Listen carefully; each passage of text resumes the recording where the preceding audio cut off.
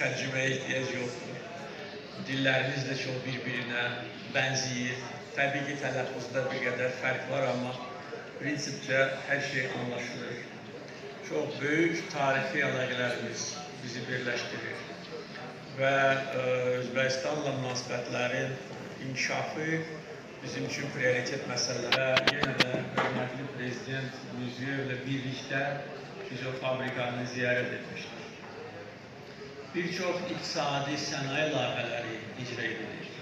Həm Azərbaycan investisiyaları, həm Özbəkistan investisiyaları buyurur. Biz baxmayaraq ki, Azərbaycanın çox böyük təbii sərvətləri olur.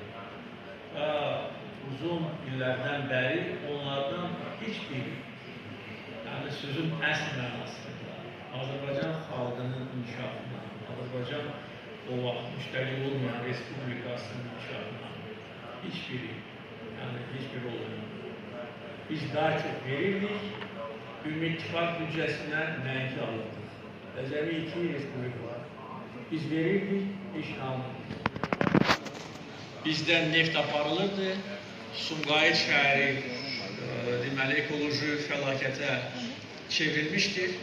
Nəticədə Sovet İttifakı dağılanda her şey viran kalmıştı, torbalarımız da eline gitmişti. Ancak özümüze güvenmeliyik ve devlete güvenmeliyik. Ve birlik hiç vaxt sarsılmır. Ve ne için ben bunu deyirəm? Belki de bugün bunu demek bu kadar da yani məntiqli səslənməz. Çünkü bugün Azərbaycan cəmiyyətində olan birlik buna indi oxşar mənzərə tapmaq da çətindir.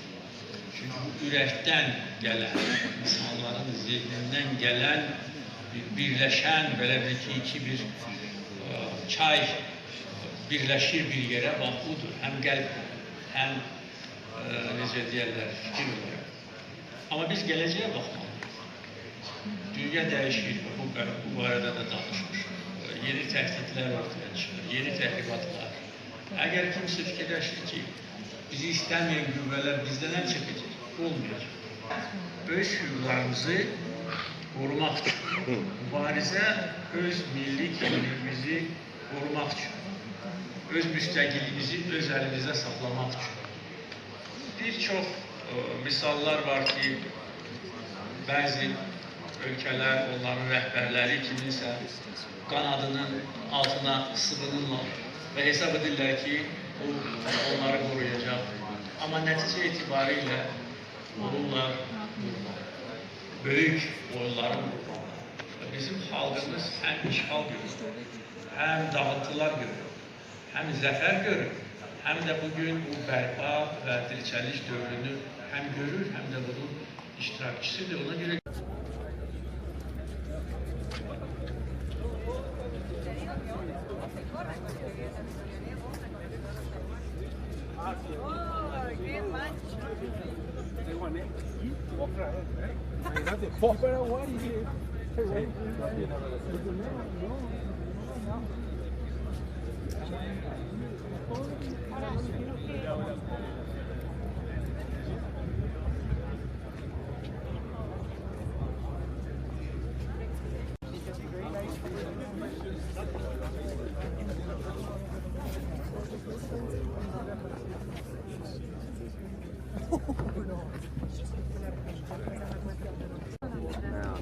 Forget it now.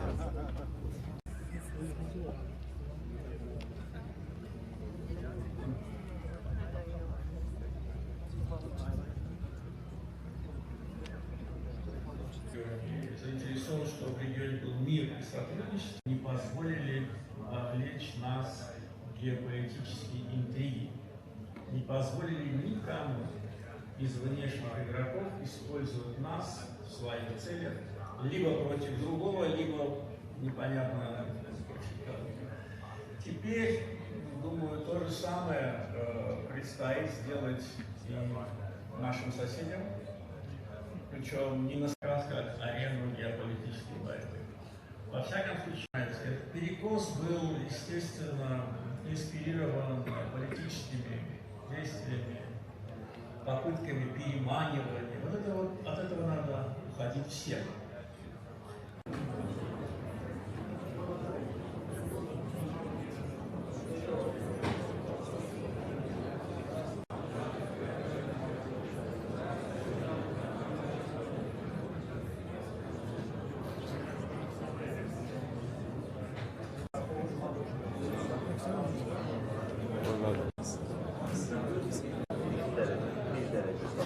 Çok oluyor.